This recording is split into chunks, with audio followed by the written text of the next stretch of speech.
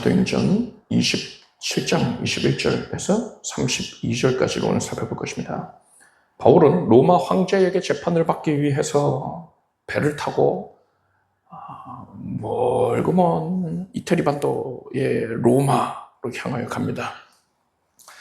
바울이 탄 배는 맞바람을 맞으면서 간신히 이 로마에까지 가는 데에 한 중간 지점이라 할 수 있을까요? 그레데 섬에 당도합니다. 그레데 섬에서도 미항이라는 데를 당도했어요. 지중해 지역에서는요, 겨울이 다가오면 풍랑이 자주 일어섭니다. 오늘날에는 배의 힘이 좋잖아요. 그래서 풍랑 헤치고 나갈 수 있겠지만, 예전에는 바람을 의지하여서 나가는 게 좋았단 말입니다. 그래서 지중해에 이제 겨울철이 되면은 항해하는 배들이 눈에 띄게 줄어듭니다. 굉장히 큰 곤란을 겪을 수도 있었어요. 그래서 바울이 지금 때가 좋지 아니하다. 저거 풍랑이 일 수 있는 그런 겨울이다. 이 얘기죠. 그러니 우리가 지금 도착한 이 미항에서 겨울을 지내자. 봄이 되면 다시 항해를 재개하자. 이렇게 권했어요. 이때 구체적으로 뭐라고 했느냐? 내가 보니 이번 행선이 화물과, 그러니까는 그 화물 얘기죠. 배만 아니라 우리 생명에도 타격과 많은 손해가 있으리라. 하나님께서 바울에게 알게 하신 겁니다. 이번 항해에 큰 어려움이 있어서 화물을 다 잃어버릴 것이고 배도 잃어버리게 파손될 것이고 사람들도 상하게 될 것이다. 죽게 된다는 거예요. 하나님께서 그것을 이렇게 알려주신 겁니다. 그런데 이 선장과 선주가, 그러니까 배 주인이 지금 있는 이 미항은 아주 작은 항구가 아니냐. 그러니 겨울을 보내기 너무 불편하다. 그러니 조금만 더 앞으로 가자. 하루길만 한 60km 정도만 더 가면은 그러면은 베닉스가 있으니까 그곳에서 겨울을 지내면 될 것이다 했어요. 많은 사람들이 이 선장과 선주의 의견을 동조를 했습니다. 당연하지. 여기 미항에서는 겨울 못 지내. 불편해서 안 돼. 베닉스로 가자. 베니스로 가자. 하는 겁니다. 그래서 바울이 탄 배가 미항을 출발해서 베닉스로 나갑니다. 처음에는 순풍을 만난 것 같았어요. 그런데 이내 곧 큰 풍랑이 몰아닥쳤습니다. 지중해에서 유명한 유라굴로 풍랑이었어요. 이 풍랑이 너무나 거셌기 때문에 선원들이 배를 조종할 수가 없었습니다. 조종하는 걸 포기했어요. 그렇게 심각한 상황에서는 그냥 포기하는 게 맞습니다. 괜히 조종하려고 하다가는 바람을 혹시라도 거스르게 되면 배가 부서져 버립니다.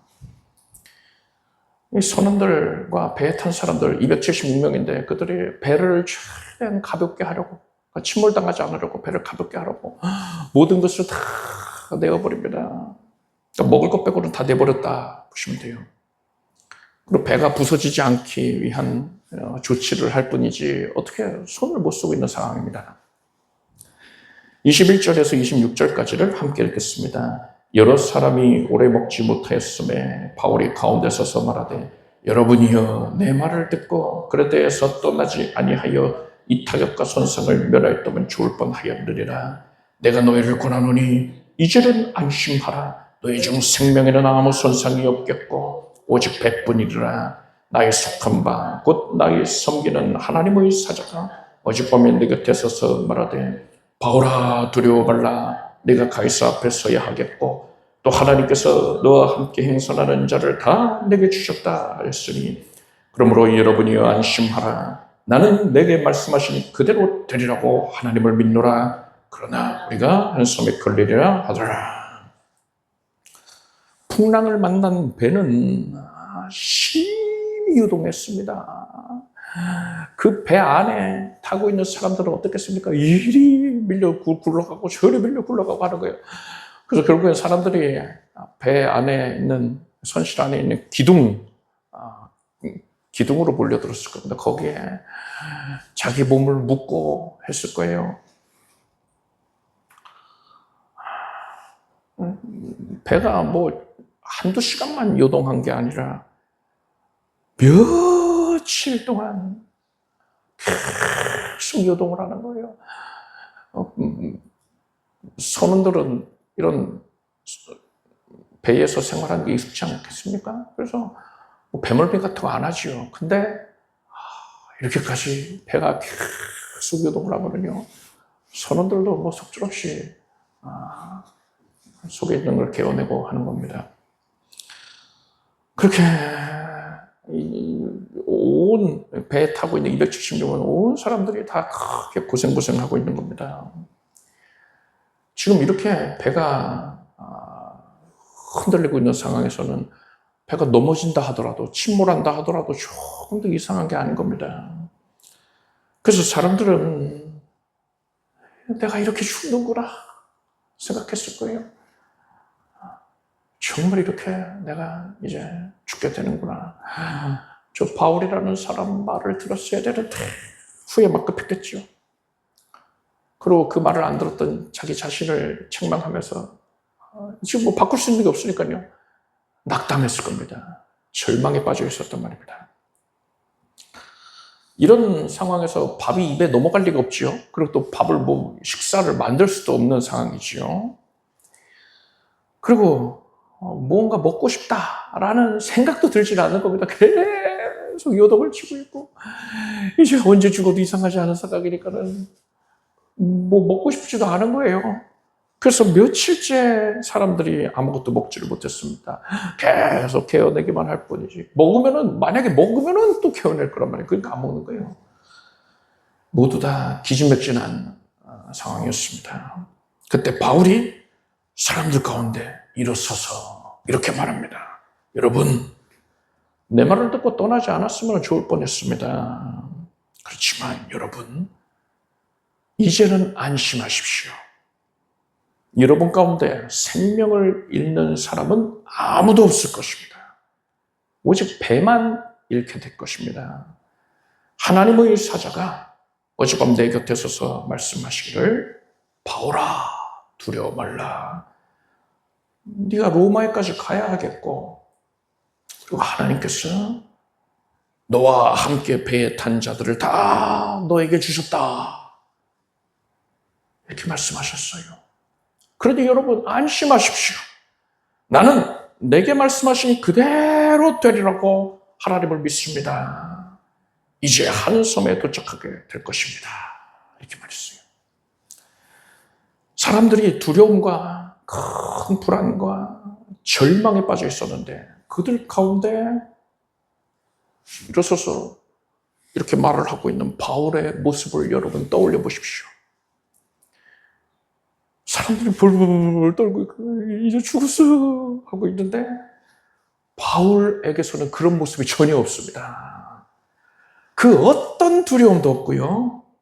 저렇게 평온하고 담대한 모습이에요. 그래서 떠나기 전이랑 뭐 다를 바가 없어요. 다른 사람들은 다 그냥 얼굴에 근심이 가득한데 바울에게는 그런 게 없어요. 하나님의 사자와 같은 그런 담대한 모습으로 하나님이 하신 말씀을 전하더란 말입니다. 사람들이 그런 바울의 모습을 보면서 놀랬을 거예요. 어떻게 저럴 수가 있지? 정말로 저 사람이 말하는 신, 하나님이라는 그 신이 저 사람한테 말했나 보다, 말씀을 내리셨나 보다 이렇게 생각하는 겁니다. 그래서 사람들이 소망을 갖게 되는 겁니다. 그리고 바울에게 하나님께서 이 사람들을 주셨다 하셨잖아요. 그처럼 이 사람들이 이제 바울을 지도자로 여기는 거예요. 그래, 저분 말 들었으면 됐잖아. 이런 의미도 있지만 저기 담대한 모습 정말 비범하잖아요. 일반 사람이 아니란 말입니다. 신이 택한 사람, 신께서 말씀을 내리신 자. 그래서 신의 대사로서 사람들이 존경을 하고 따르는 것입니다. 바울이 일순간에 276명의 지도자가 되는 겁니다. 하나님께서 원래 사람들이 생명을 잃게 될 것이라 하셨잖아요. 그래도 떠날 때에. 그런데 하나님께서 바울에게 생명을 잃지 않을 것이다 하셨어요.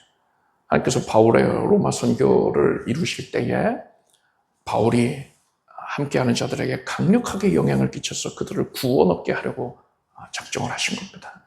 그래서 하나님께서 이렇게 각별하게 보호의 은혜를 내려주신다는 것이죠. 24절에서 하나님의 사자가 바울에게 이렇게 말합니다. 하나님께서 너와 함께 행선하는 자를 다 내게 주셨다. 여러분, 이것은 바울에게만 해당되는 게 아닙니다. 우리들에게도 정확하게 동일하게 적용이 되는 말씀이에요. 여러분과 함께 행선하는 사람들, 그들이 누굽니까? 여러분이 알고 지내는 모든 불신자들을 의미하는 겁니다. 여러분 곁에 있는, 그리고 여러분과 자주 대면하는, 또 교제하는, 대화를 하는 친분이 있는 이들입니다. 예수 믿지 아니하는 그들을 떠올려 보십시오.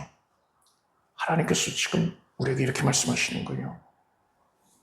그들을 다 너에게 주었다 하시는 겁니다. 하나님께서 그들을 왜 나에게 주신 겁니까? 그들의 영혼이 지금 절망에 빠져 있단 말입니다. 배에 탄 사람들이 절망 가운데에 모든 소망을 다 자포자기하시려고 죽을 날만 기다리고 있는 그런 상황이잖아요. 마찬가지예요. 여러분이 떠올린 그들, 여러분의 가족들일 수도 있고요. 이웃, 친지, 친구일 수 있죠. 그분들의 영혼이 장차 하나님 앞에서 심판받을 것을 인하여서 두려워서 벌벌벌벌 떨고 있어요. 괴로워하고 있어요. 지옥이 입을 벌리고서 그들을 삼키려고 하고 있다는 걸 알고 있기 때문에 거기 떨어지지 않으려고 기둥을 붙잡고 있는 그런 모양입니다. 배에서 기둥 붙잡고 있는 것처럼. 근데 그 기둥이 뭡니까? 썩어 없어지는 것들이에요. 세상 것들입니다. 세상의 허탄한 것에 자기를 메어두고 있어요. 자기의 그 괴로움을 잊어보려고 세상 것에 골몰합니다. 뭐 취미생활이 될 수도 있을 것이고요. 가벼운 즐거움 찾는 것, 만족을 누리는 것, 세상에서 만족 누리는 것, 그것들이 지금 떨어지니까, 지옥으로 떨어지고 있으니까 자기 영혼이 어떻게든 붙잡아보려고 지푸라기 잡고 있는 그런 형국인 거예요. 그것들이 나를 구원 못한다는 걸 압니다. 그들도. 그래서 극히 불안해하고 두려워하고 있단 말입니다. 자, 그에 반해서 우리들은 어떤 상태입니까? 우리 영혼은 어떤 상태입니까? 우리는 세상 모든 사람들이 받게 될 그 무서운 심판을 면함을 받았어요. 6월절 어린양의 피로 밟아서 심판이 재앙이 넘어가 버렸잖아요. 우리는 면함을 받았습니다. 예수께서 내 대신 심판받아 주셨기 때문에 나는 예수 안에 거하는 자이기 때문에 그 심판이 나를 넘어가 버렸단 말입니다. 그리고 나는 그 은혜로 말미암아 천국 들어가기로 작정이 되어 있어요. 이것은 크고 확실한 약속인 것입니다. 여러분, 사람이 이 세상에서 반드시 해결해야 하는 문제, 영혼 구원의 문제가 우리에게는 해결되었습니다.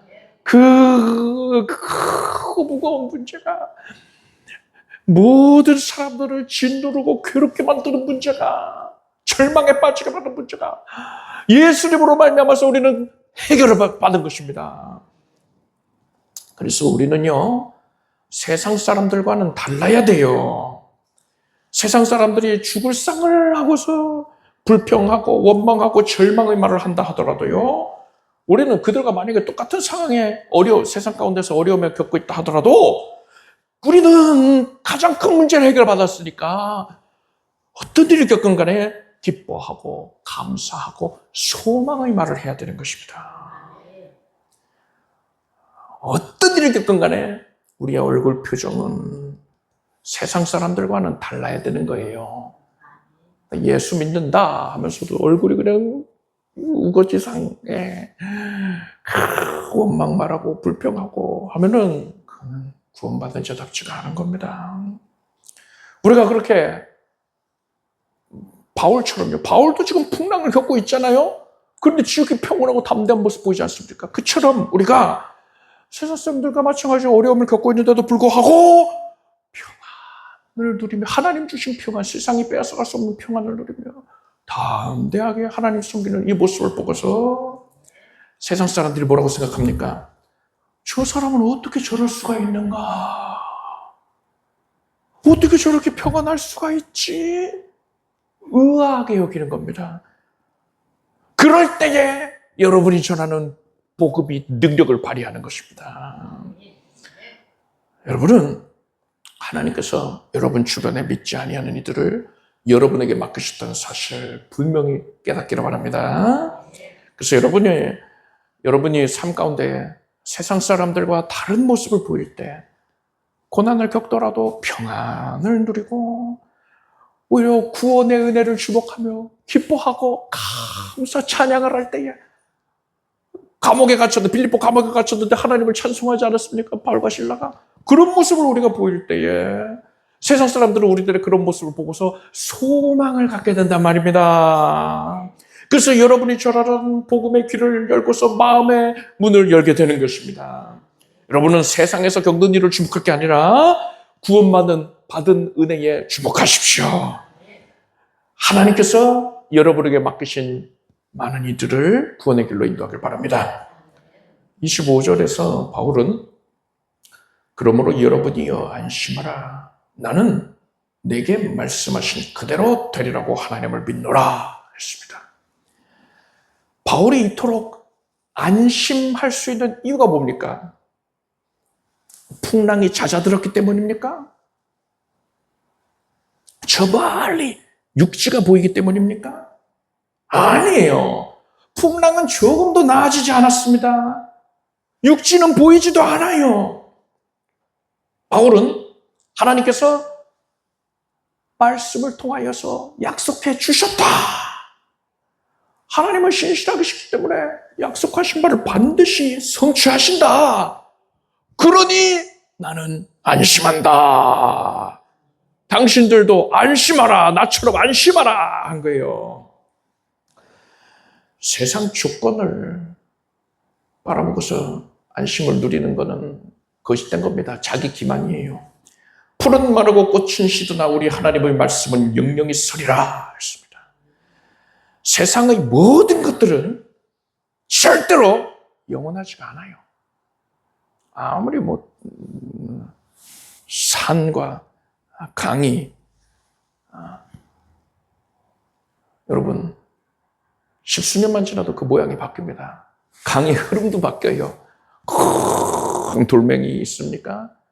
시간이 지나면서 침식되고 깎여나갑니다.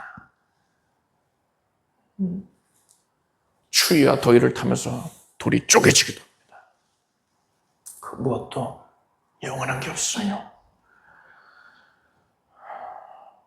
그래서 우리는 그러한 세상의 그 무엇도 의지해서는 안 됩니다. 눈에 보이는 상황과 환경이 내가 원하던 대로 되었다고 해서 안심할 수 있겠습니까? 그것만큼 하나님 앞에서 바보 같은 모습도 없어요.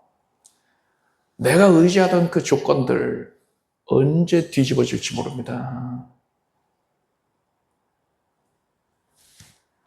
바울이 욥이 구약의 욥이 내가 두려워하던 것이 내게 임하였다 했어요.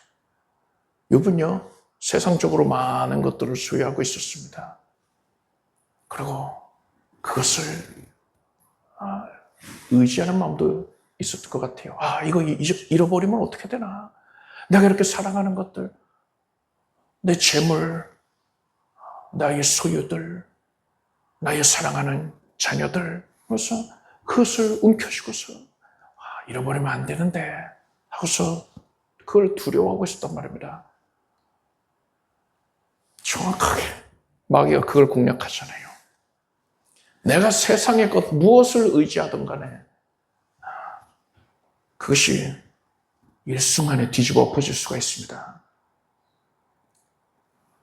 욥은 일순간에 재물과 모든 소유를 잃고 심지어 자녀들도 모두 잃게 됐어요. 자기 건강도 잃게 됐습니다.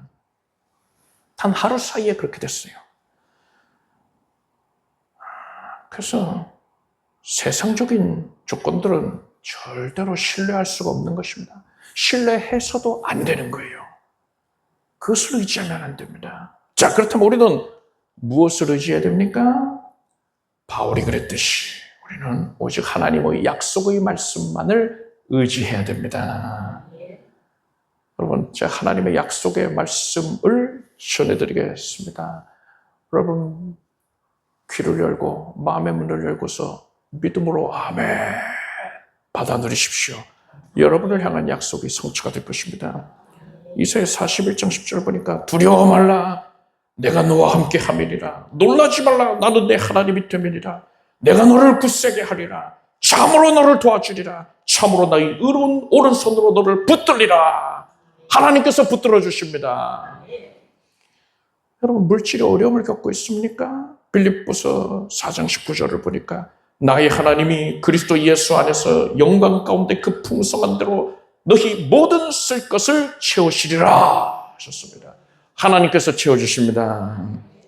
건강에 어려움을 겪고 있습니까? 이사야 58장 8절 보니까 그리하면 내 빛이 아침같이 비칠 것이요 내 치료가 급속할 것이며 내 의가 내 앞에 행하고 여호와의 영광이 내 뒤에 호위하리니 했습니다.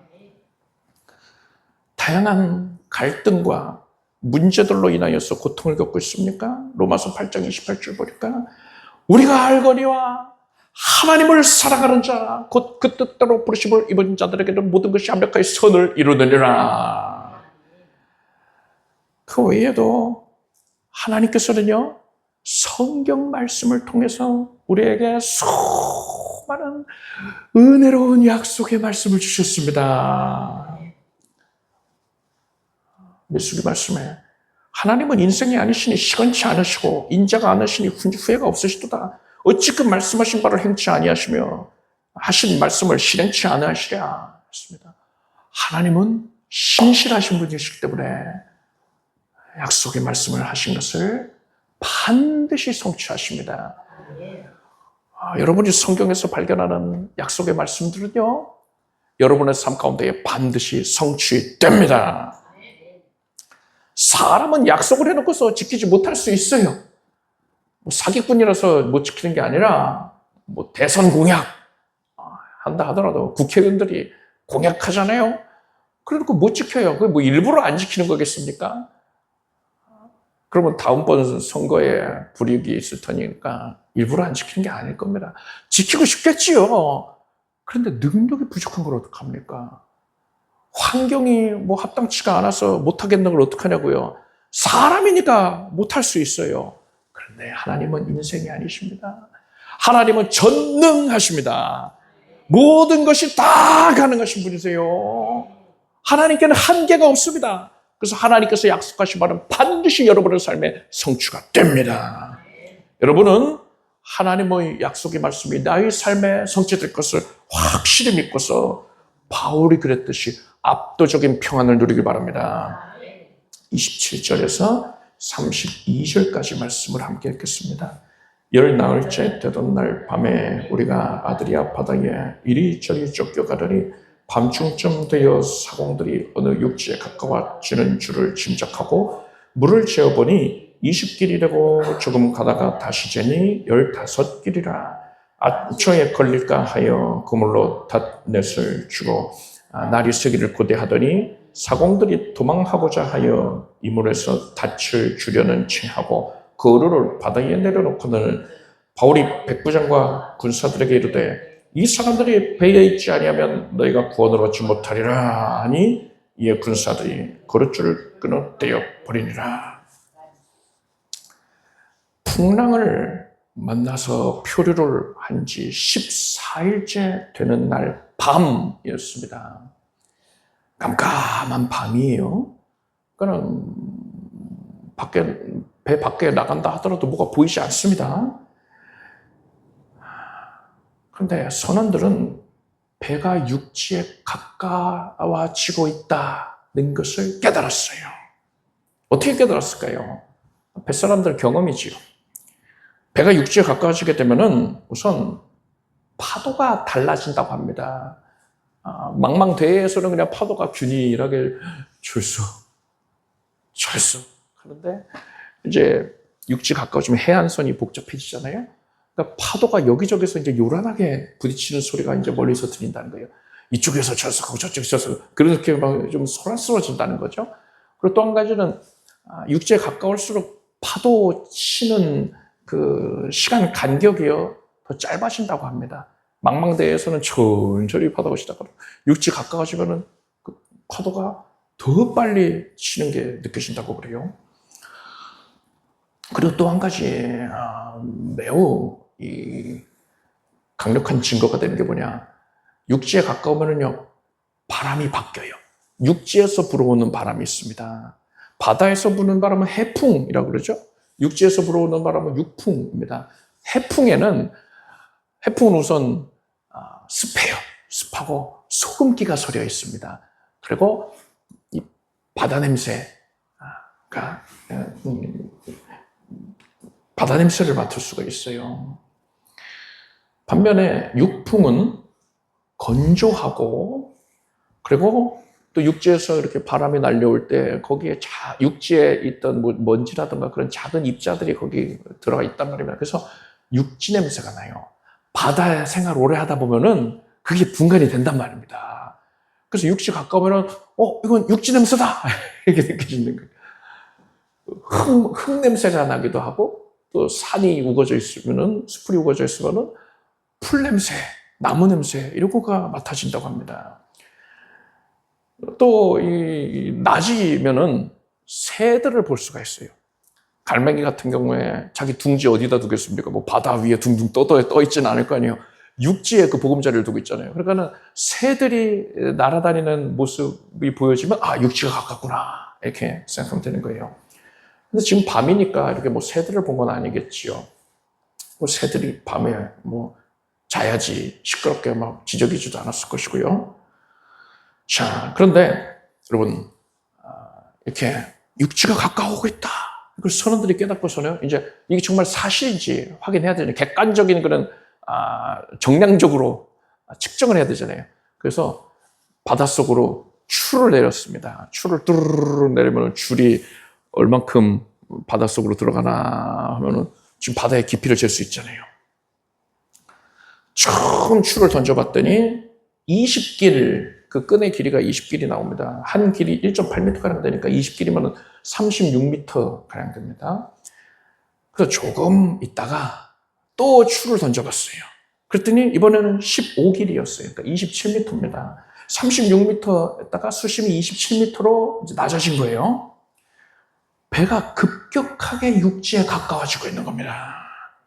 그런데 육지 근처에는 암초가 있어요. 이대로 두면은 육지로 급히 다가가다가 막 지금 바람 불어서 쓸려가는 중이잖아요. 그렇게 급히 다가가다가 암초에 부딪히게 됩니다. 암초 부딪히면은 배에 구멍 나요. 그래서 물 들어와가지고 사람들 다 죽습니다. 그래서 선원들이 배가 최대한 느리게 전진하게 해야겠다. 그래서 배 뒤편에 닻을 내립니다. 닻을 4개를 내렸어요. 닻이 그 줄이 쇠줄로 하죠. 쇠사슬 그런 것들을 던지는데 그것이 바닥에 길게 들이우면은요 마찰력이 되게 크게 생겨서 배를 붙잡을 수가 있습니다. 그래서 4개나 급히 던졌어요. 최대한 배를 천천히 끌려가게 하려고 하는 겁니다. 그리고 선원들이 그렇게 육지에 가까웠다는 것을 알고는 이제 날이 새면은 탈출을 하자, 이렇게 모의를 합니다.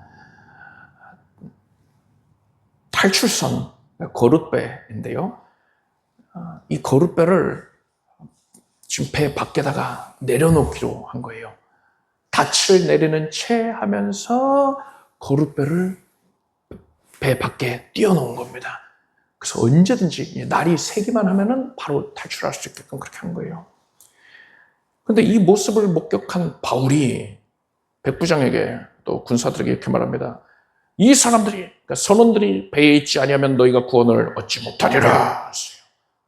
그래서 군사들이 급히 어떻게 처리를 했느냐, 탈출선을 묶어 놓았던 줄을 끊어버립니다. 이때 병사들이 자기 마음대로 끊어버렸겠습니까? 백부장이 그거 끊어라 이렇게 했습니까? 그거 끊었다가 바울의 계획과 다르면 어떡해요? 바울이 그거 타고 나가려고 할 수도 있잖아요. 바울이 지금 지도자라니까는요. 백부장보다 더한 존경과 또 위험을 가지고 있는 상태란 말입니다. 바울이 시킨 거예요. 바울이 거룻배를 묶고 있던 끈을 끊어버리게 시켰던 겁니다. 그렇게 해서 탈출선을 잃어버리게 됩니다.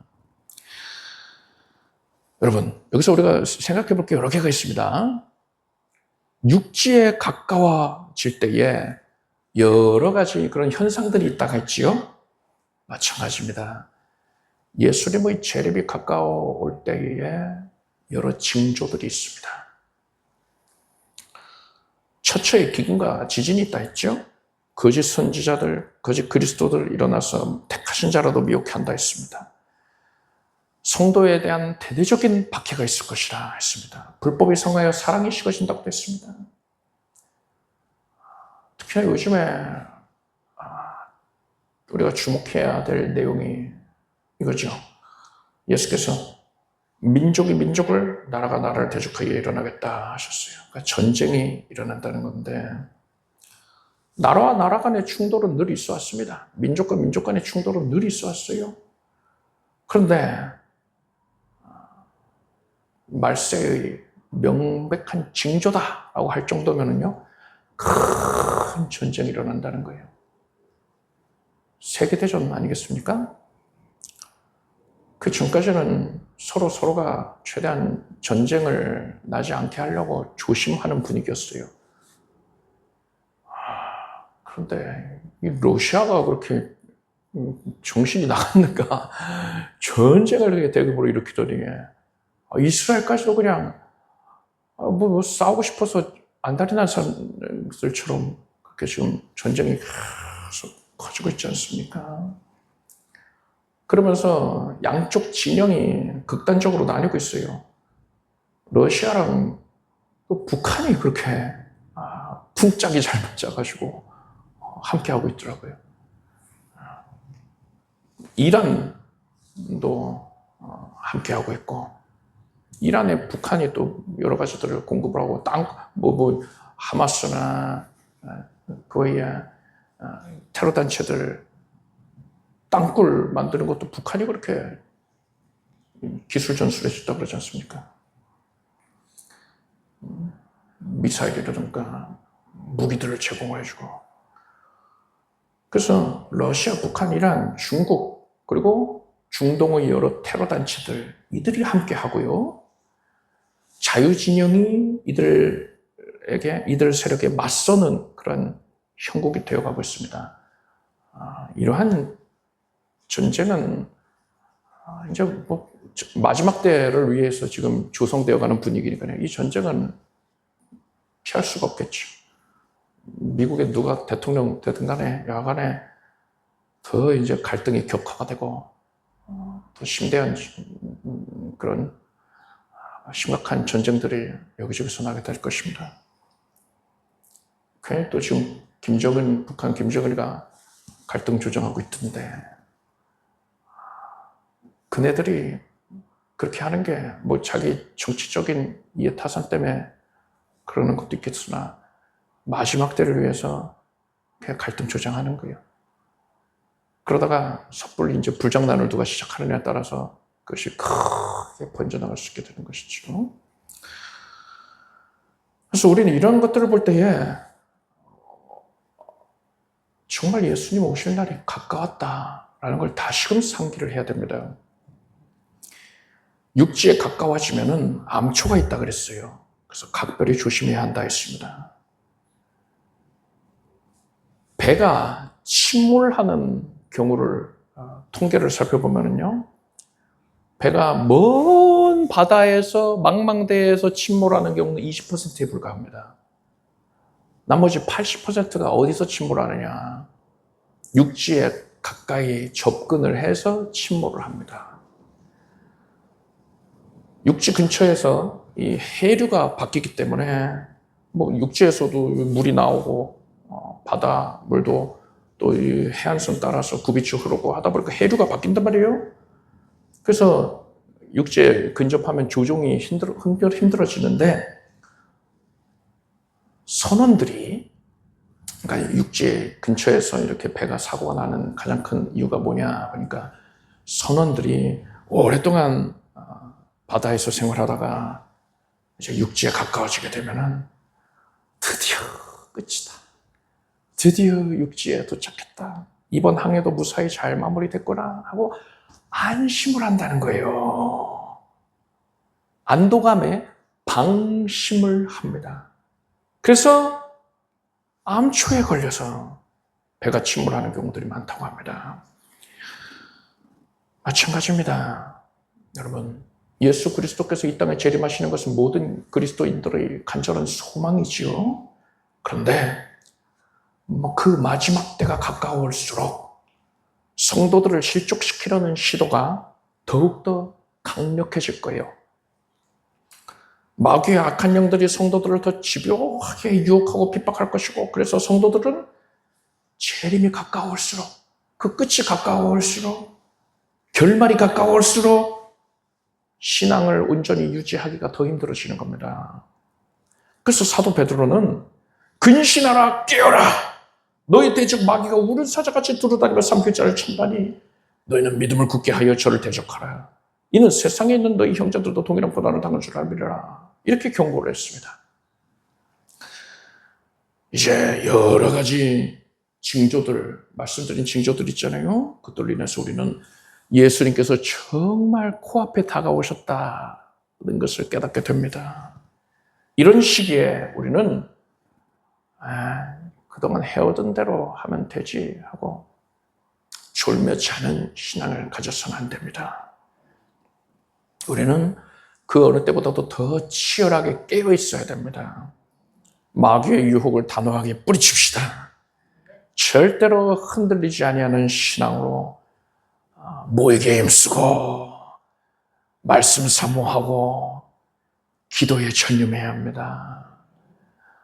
복음을 전하는 때에 내 주위에 믿지 아니하는 이를 복음 전해서 그들을 예수 그리스도의 전으로 이끌고 오는 데에 우리가 최선을 다할 수 있기 바랍니다. 그래서 예수님 재림하실 때 벌거벗은 채로 예수님 맞이하는 그런 수치당한 것이 아니라 기쁨 가운데 예수님을 영접하는 우리가 되길 바랍니다. 바울은 백부장과 군사들에게 선원들이 도망가려고 한다, 이것을 구했습니다. 그래서 그들이 거룻배를 잘라버렸다, 끈을 잘라서 배를 잃어버리게 됐다 하지 않았습니까? 바울이 탄 배는 276명이 탈 정도로 아주 큰 배였습니다. 그렇기 때문에 육지에 항구가 없다면은 그러면 배를 댈 수가 없었어요. 육지 가까이에 정박할 수가 없는 겁니다. 그런데 지금 이제 육지가 가까운다 하는데 그 육지가 뭐 큰 항구 도시겠습니까? 그러지 않을 가능성이 크죠. 그러니까 배가 육지에 가까이 될 수가 없어요. 멀리 떨어져 있어야 된단 말입니다. 그럼 사람들은 어떻게 해야 돼요? 그 거룻배 타고서 왔다 갔다 하면서 사람들을 날라야 되는 겁니다. 그래서 이 거룩배는, 이 탈출선은 반드시 필요한 거다. 이렇게 생각을 하는 게 당연한 거예요. 그런데 그 거룩배를, 귀한 거룩배에 묶어둔 줄을 끊어버렸어요. 그래서 배가 떠내려가고 잃어버렸습니다.